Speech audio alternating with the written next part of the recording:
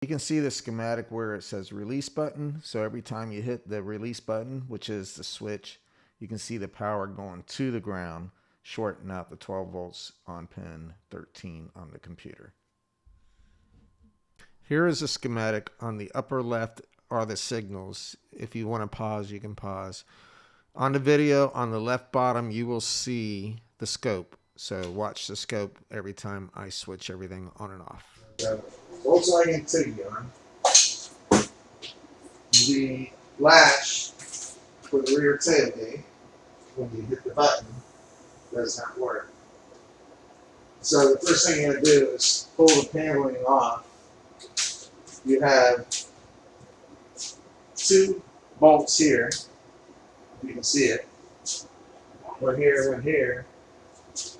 This piece slides on here, and you got two clips there. You want to push those clips in and this pops out.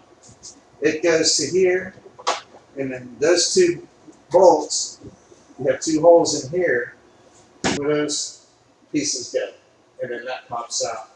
Seems to be easier for me to pull everything out, and then you have the latch connector here, and you have your switch there. Because if our power voltages are up there, we're going to lose everything. So it's not going to work. And as you can see, I have my ground there, I have my straight module sitting there, and then I have my back brake pins. I only use the one, but I have another one here which I'm going to show you how to see if that is really a problem. So on this, we're going to check the voltage. So I'm going to the furthest one over on this one to see if we have voltage. So you can see we have voltage to that one. Now I'm going to go to the switch here, pull this back out, and make sure we have our voltage to the switch, which we did, and we make sure that the other side is grounded, which it is. So our issue is in the way this works, and I'm going to make a schematic for you guys. The way this works is when you hit the switch, your voltage should go from 12 to 0, and then allow the latch to kick on, which goes into the control module in the front. So this sends a signal to the control module. The control module ends up sending it to your latch assembly, and then open up your latch. So we're going to do this now, and as I see, I'm hitting it, and you can see it has 12 volts, and it's not going to ground. There's a different way you can do this too, is if you do it through resistance. So we back out our scanner. Now on this one I use a graphing meter, or you can use a regular voltmeter. So you want to take your negative side of the probe,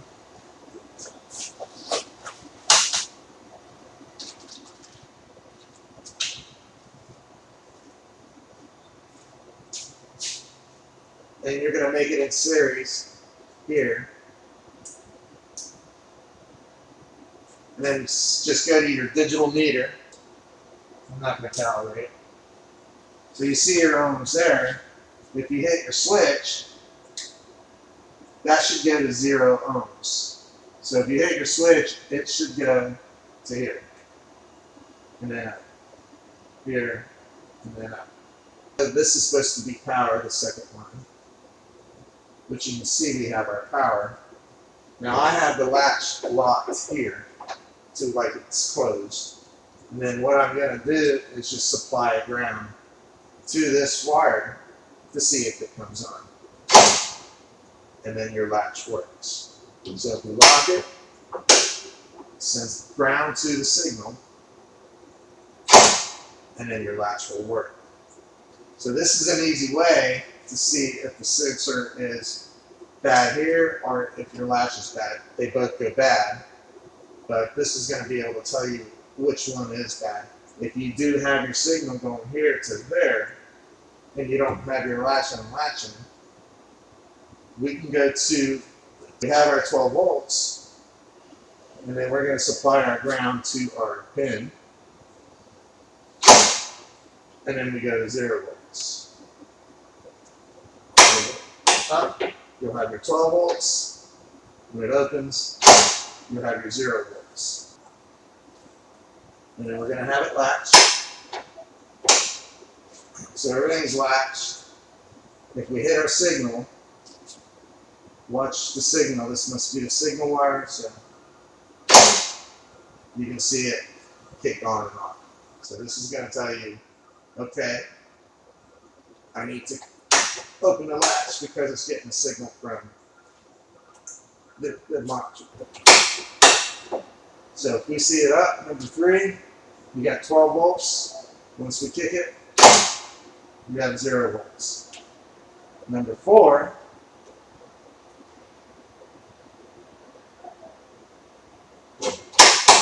volts, kick it, 0 volts. So it lets the computer know that we are latched at 12 volts and we are open at 0 volts. That's pin number 4. And number 3 was doing the same thing. Latch, 12 volts, push your pin, 0 volts. So I hope this helps you figure out door latches so you don't have to change the wrong part at the wrong time, or just change the wrong part pretty much. They've already replaced the latch and it didn't fix the problem, but why pay for a latch when you can just test it to see if it's working voltage-wise? I want to thank you for watching this YouTube. Please hit the like button and subscribe and hit the bell for notification. Thanks.